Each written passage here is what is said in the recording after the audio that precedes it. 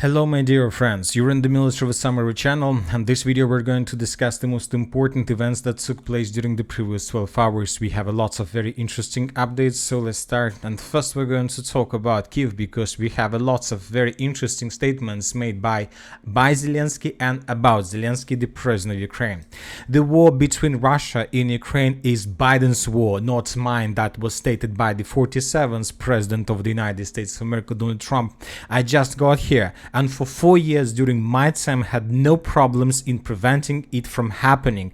President Putin and everyone else respected your president. I had nothing to do with this war, but I'm working to get the death and destruction to stop. If the 2020's presidential elections was not rigged, and it was in so many ways, that horrible war would never happen.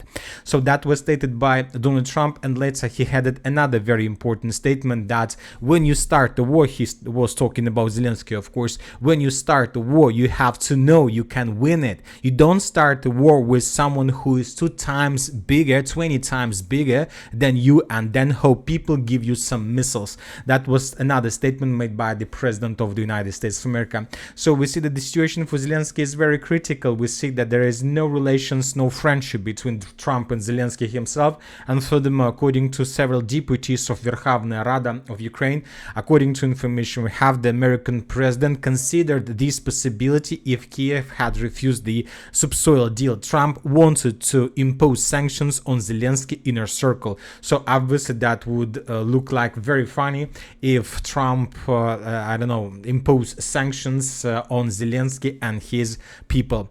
Anyway, let's continue with the situation. We have a lot of very important updates, and the most important that most likely both the Russians and the Ukrainians are preparing to continue the special military operation. For example, Zelenskyy stated that Russian propagandists are preparing Russians for the fact that diplomacy will not yield results. Putin is determined to continue the war. When talking about the war itself, let's discuss the situation on the ground, and first let's talk about the Sumy direction. And first let's continue with the settlement of Garnal, where according to information we have 300 soldiers of the armored forces of Ukraine were encircled on the territory of the church. There are still very heavy clashes, and the sources reported, pro-Ukrainian sources reported, that the Russians intensified their assault activities with the purpose to force the Ukrainians to fall back from this complex. But according to information we have, the Ukrainians are still on the territory of the church, and the Ukrainians show fierce resistance. So anyway, despite the Ukrainian fierce resistance, we have additional changes on the ground. This map was published today by pro-Ukrainian sources, by Deep State, and according to them, indeed, the Russians managed to improve their position significantly around the church, and the Russians are about to answer the settlement itself. So according to Deep State, some sabotage and probably reconnaissance group of the armored force of the Russian Federation were spotted on the territory of this forest, so somewhere around several meters from the first buildings of the church itself, so 200 meters before the positions of the armored forces of Ukraine on the territory of this church. So now let's wait and continue. Now let's talk about the Kupyansk direction, where the Russians continue their offensive operation. Today we got several reports that the Russians continue their offensive operation in the direction of the settlement of Kupyansk from the eastern area, and according to different neutral mappers, during the previous 12 hours the Russians improved their positions. As for this report, we haven't adjusted anything, because everything that was adjusted according to neutral mappers was already adjusted according to the military summary map. Now let's move further and let's discuss the situation in the southern Kupyansk direction, or the Lyman direction. According to number of updates, we see that probably the most interesting and the most important updates during the previous night are coming exactly from this area, and let's discuss them in details.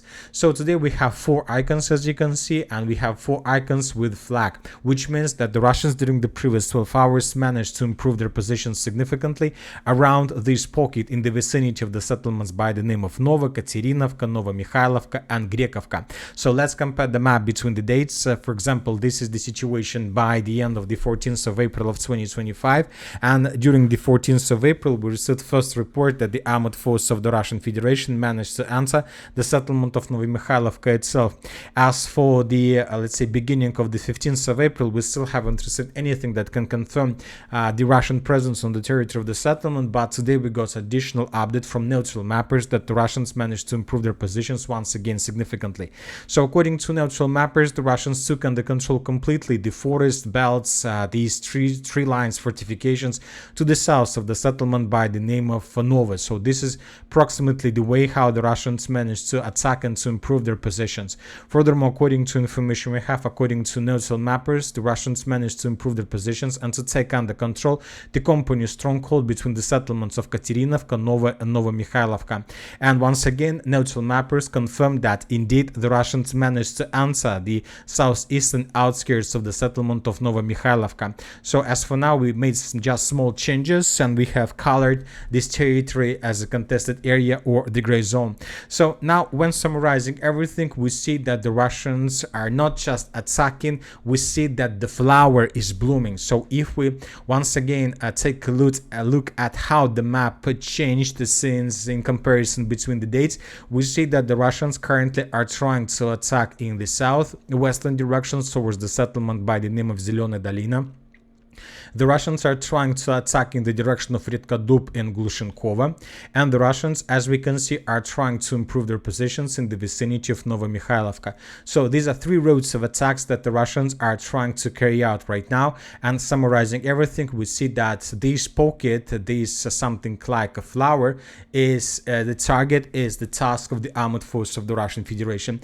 The Russians are trying to expand their positions, as you can see this way, and if the Russians are able to take under control everything that is located inside of this red line, we can start talking about complete collapse of Ukrainian defense in this direction. Not just when talking about the settlement of Barova, we are talking about three important villages or towns: the settlement of Barova, the city of Lyman, and of course the city of Izum, which is obviously the strategical target and task for the armed force of the Russian Federation, because the city of Izum is located on the hill, and from the city of Izum you can control the city of Slavyansk and everything that is located to the south of this area.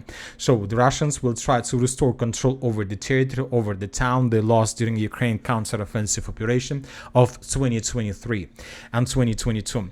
Now let's return back to this pocket, to this flower. Also, according to information we have, according to several pro-Russian resources, during the previous 24 hours, the Russians improved their positions to the west of the village of Makiivka, and they managed to get as close as possible to the settlement of Grekovka. So additional tree line was taken by the Russians in this area, and we see that the Russians continue advancing. When talking about the northern flank of this direction, during the previous 12 hours, we haven't received anything from this territory, from the area of Nadia, but we believe that there are very heavy clashes right now. Most likely currently the clashes are taken for the initiative, and most likely the Russians still can't take the initiative fully in their hands. The Ukrainians show fierce resistance, but we believe that it's just a matter of time, and sooner or later the Ukrainians would be forced to fall back from this pocket. Otherwise they could be encircled by the Russians, who are attacking currently from the south. So this is something like a general battle, but for the Kupyansk direction. The Russians are aimed to restore control over the Russian side, over everything that is located on the Russian side of the river of Oskol and of the river of Seversky Donetsk. It's very difficult to understand whether the Russians are planning to move further in the western direction to cross the river. Maybe they will stop on this area, maybe they will continue. Anyway, let's wait and see what is going to be next. Now let's move further and let's discuss the situation in the Toretsk direction, where the Russians continue their offensive operation as well. It's already third or fourth day after the Russians launched their breakthrough offensive operation that allowed them to establish complete control over the settlement of Nilipovka and this intersection of roads, and we still haven't received anything that can give us additional updates or additional lights on the situation, what is happening right now. The Russians managed to break through. The Ukrainians on the territory of mine were blocked and encircled most likely. And if you remember, yesterday we managed to, we noted that Ukrainians began their concentration of forces in the vicinity, in the northern part of the settlement of Sherbinovka. The Ukrainians began concentration of their forces, mainly of units, troopers, without some support of vehicles. There are some vehicles, but we see that Ukrainians can't concentrate lots of them. And we discussed that most likely the Ukrainians are planning to begin counter-offensive operation in the northwestern part of the city of Toretsk, with the purpose to unblock this territory that will allow the Ukrainians to restore control over the front line and probably to maintain the corridor for evacuation for those Ukrainians that are blocked on the territory of mine. So those were our projections yesterday by the end of the 14th of April of 2025, and today we start receiving first updates that this is exactly what happened during the previous hours.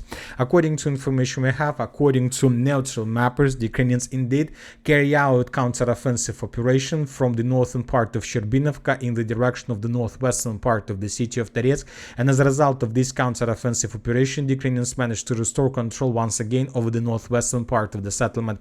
As for now, we see that Ukrainians still haven't managed to unblock Ukrainians on the territory of the mine, but obviously they get a bit closer to the situation. We believe that Ukrainians will continue pressure on the Russian positions because they need to restore control over this line.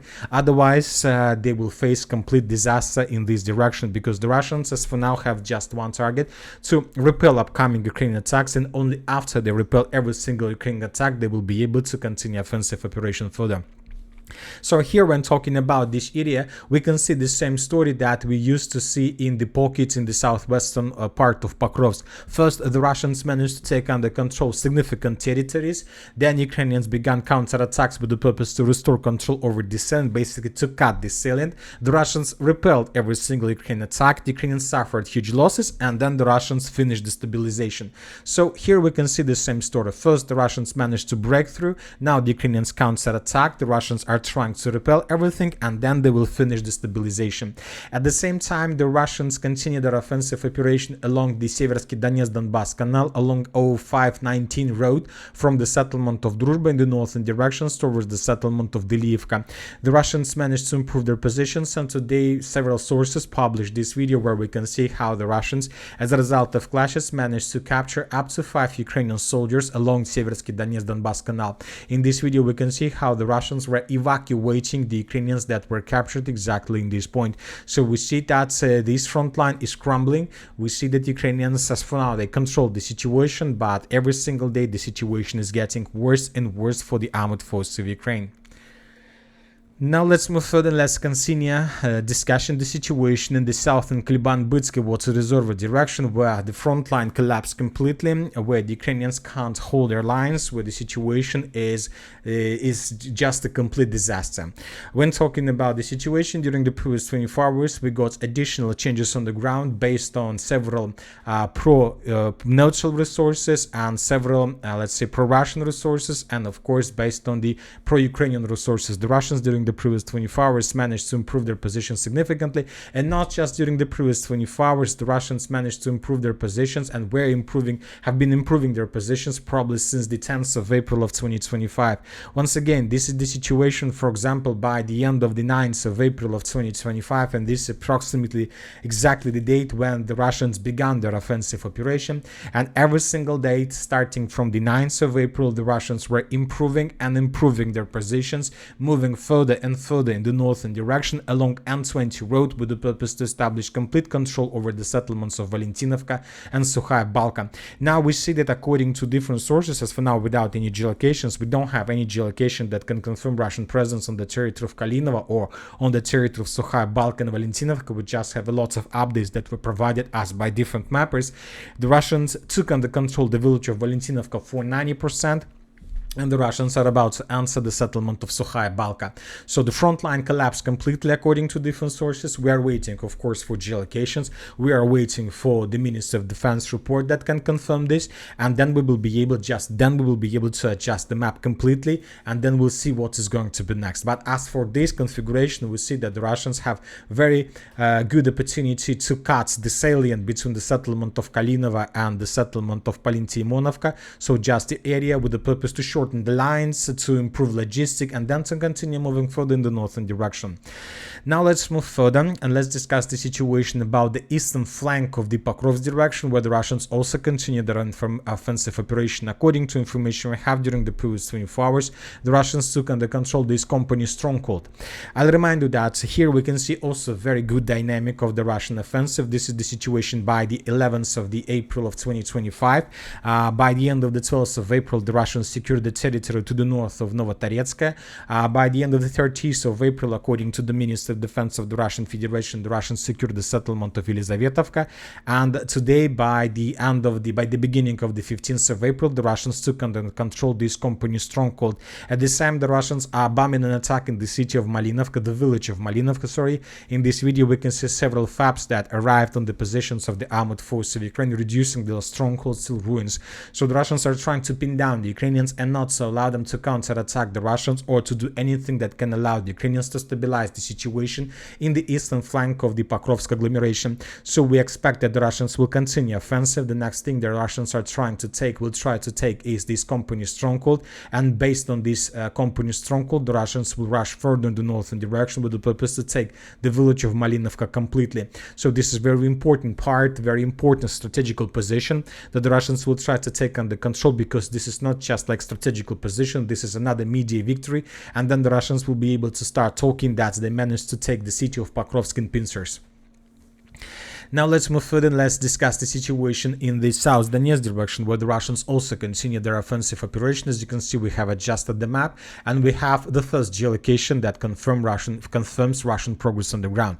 You know that when talking about the Shevchenko direction, for example, just during the previous 24 hours, the pro-Ukrainian sources, Deep State, published at least 2 articles about the situation on the ground. 2 articles just for the previous 24 hours.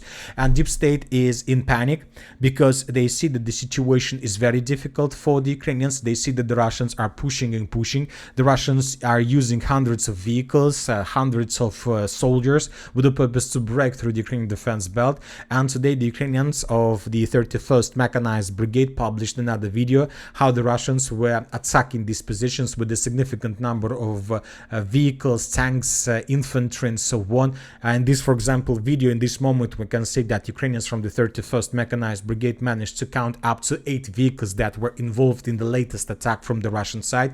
And one of the episodes during this huge video with a significant number of violence and casualties, one of the Russian tanks was destroyed exactly in this point. So we see that the Russians with tanks managed to approach and to reach the outskirts of Shevchenko, and we believe that several vehicles managed to enter the settlement itself, and most likely the Russians managed to land infantry on the territory of this settlement. So this is the situation. The Ukrainians were bombing and attacking, but we have adjusted the map. So basically the battle for Shevchenko has begun, and we believe that in the very near future the Russians will intensify their attempts to move further, and most likely the village of Shevchenko, the village of Vilnya Polya, would be taken by the Russians.